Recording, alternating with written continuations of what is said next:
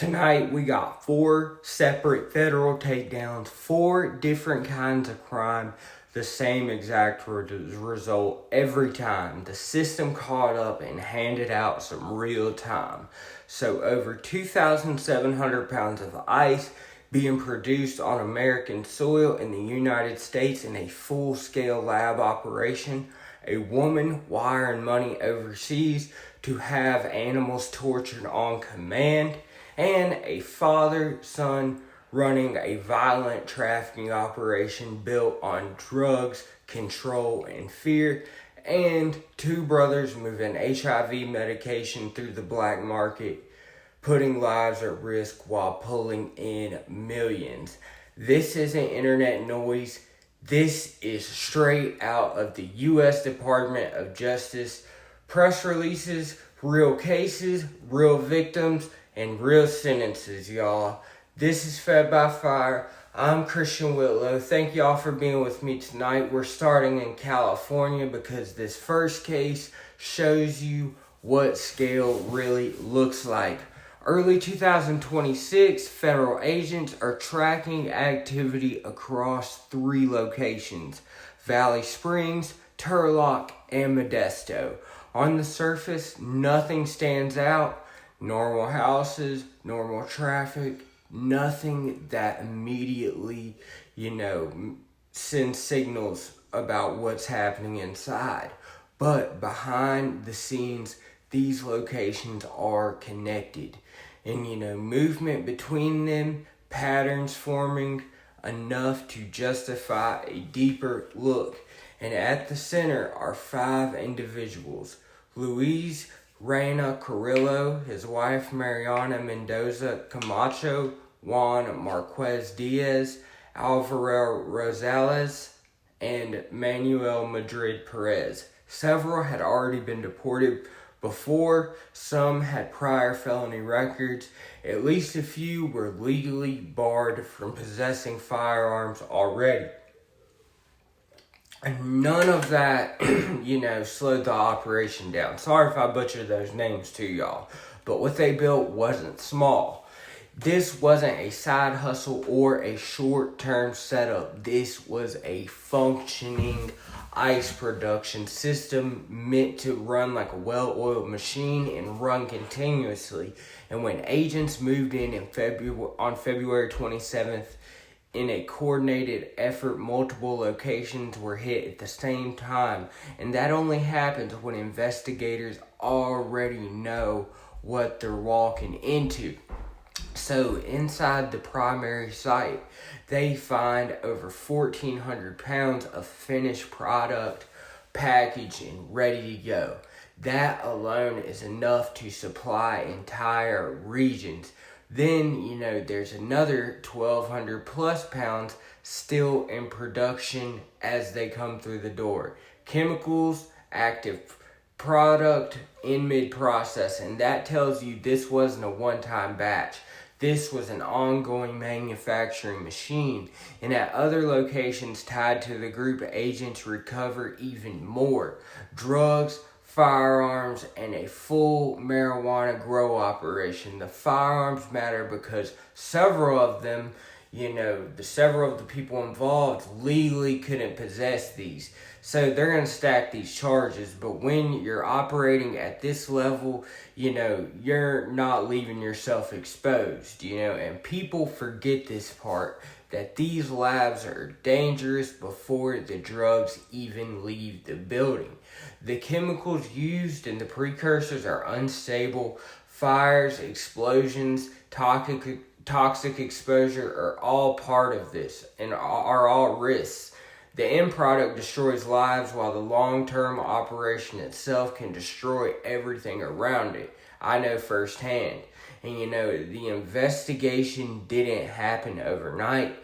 This is surveillance, coordination, and building a case piece by piece until everything lines up together.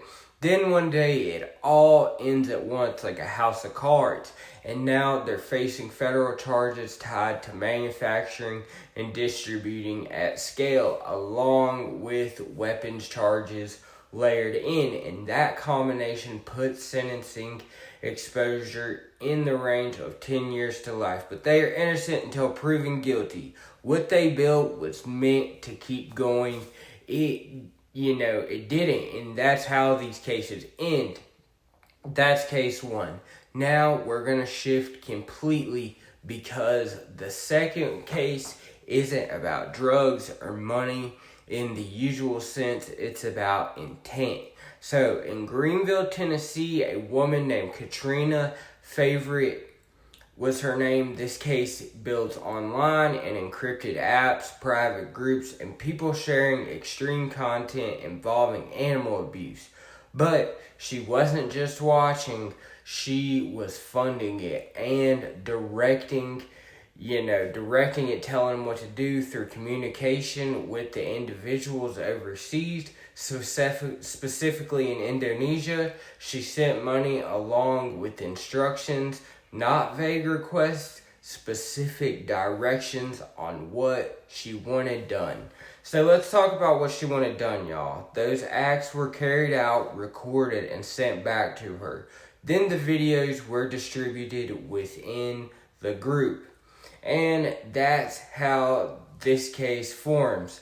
Payments, messages, files, all tied together. Digital evidence leaves a trail even when people think it doesn't. That's just the world we live in.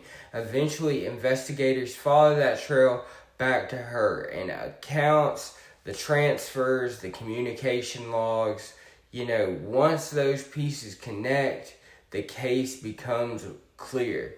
She pleads guilty to conspiracy to create and distribute animal crush content, along with involvement in producing it through payment and direction.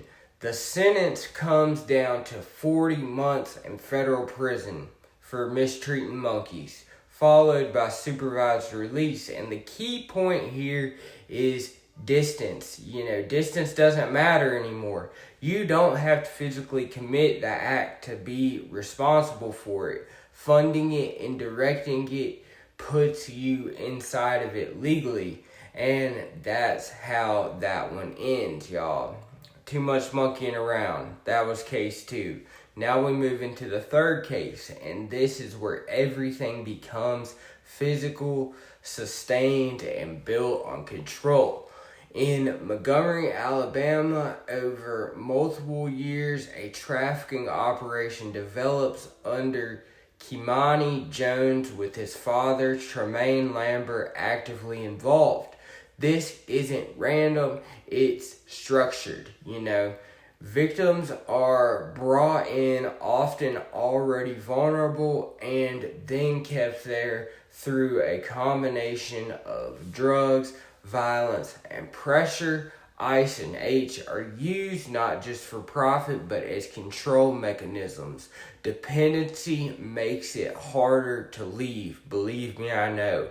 There are quotas, expectations for these women, and how much money needs to be made on a daily basis. When those expectations aren't met, there are consequences, and you can guess what they are. And those consequences are very real. The victims are beaten, threatened, and intimidated. Guns are used for intimidation to reinforce control, not just for protection, but as a constant reminder of what can happen when quotas aren't met. And over time, that kind of environment breaks an individual. When it breaks people down, compliance becomes survival. And what stands out in this case is the father-son dynamic. To me, that's what makes it interesting. This isn't one person acting alone. It's 2 generations operating inside of the same system, reinforcing it together. And the operation runs for years. And that's important, this isn't just a quick situation. It's sustained, which means the victims are dealing with it over long periods of time, and it doesn't say how many victims there are. Eventually, though, evidence builds, victim testimonies come together, and communication records, patterns of behavior all come together for federal investigators to take the time to assemble the full picture instead of just having pieces of it. And when charges come, they come across multiple defendants.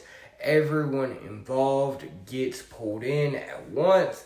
Kamani Jones receives, the longest sentence in this case at 54 years. His father gets 30 years. Other co-defendants receive significant time as well, bringing the total close to 120 years combined. And that's not a joke, y'all. Restitution is ordered over $1 million tied to Jones alone. But realistically, that doesn't undo the damage that these victims had, got. And that's what it looks like when a long-running operation gets shut down completely instead of partially. And that's case 3, y'all. Now, the last case. And this one is different because it operates inside something people trust. So, a pharmaceutical distribution business is what we're talking about next. Patrick and Charles Boyd were two brothers based out of Maryland, running a company called Safe Chain Solutions. Clever name, huh? On paper, everything looks legitimate. Licenses, businesses, real transactions, working with pharmacies all around the country. And that's what allows it to continue.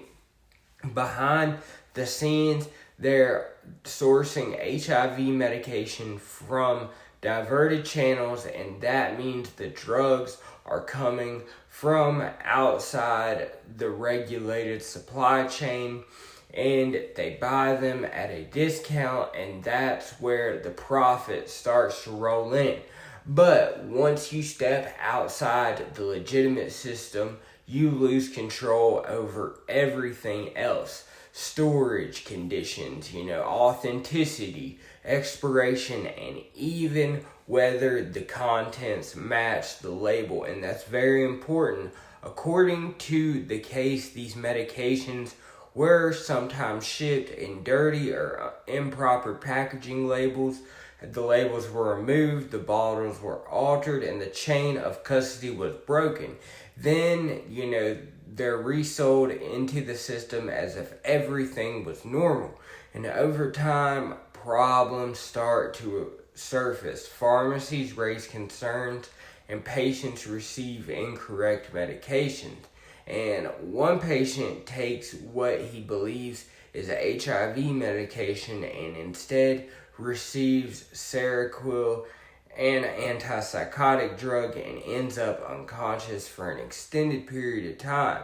And that's not, a minor issue. That's a complete failure of the system. And, with HIV treatment, this is very serious. Consistency is critical. Missing doses or taking the wrong medication can raise viral load and increase the risk of transmission. It doesn't just affect one person, it creates a broader public health risk. But between 2020 and 2021, more than 28,000 bottles moved through this operation, tens of millions of dollars involved, much of it paid through insurance programs and other government healthcare agencies. And, the key detail is that they were aware of the issues, complaints came in, warnings were there, but the operation continued anyway. Eventually, investigators trace the supply chain, follow the money, and build this case. And the result is 18 years for Patrick Boyd and 20 years for Charles Boyd, along with millions in forfeiture. What looked legitimate on the surface ends as a federal conviction tied to fraud and endangering lives. That's case 4. When you step back and you look at all 4, the pattern is consistent. Different crimes, different methods, same trajectory. Operations grow over time, people get comfortable, and the risk increases, but eventually everything catches up with you at once. Believe me, I know. No theatrics needed. The facts carry it. I'm Christian Whitlow. This is Fed by Fire. I'll catch you guys on the next one. I gotta work tomorrow, so I don't think I'll be putting out a video, but I'll probably be cooking up something for y'all Tuesday. We'll be doing what we always do. Usually I make a video on Sundays about God, but I decided just to back off this week, so I have something new to talk about. But I enjoyed my Sabbath, enjoyed my weekend with my family. I'm very blessed, and if you're watching this, I'm glad you're here, as well as how I tell everybody at the end of my videos, I need guests. Whether you are in law enforcement, recovery, psychiatry, whether you've worked in the court system, whether you've had a near-death experience, whether you're a priest, whether you have a crazy occupation, let's talk. Let's get your story out there. And if you want to get in on something on the ground level, that's what I'm building here, is a place for the stories to come out that usually don't get heard, and give people, a voice who usually don't get the time of day. As always, I love you guys. I'll catch you on the next one. Peace.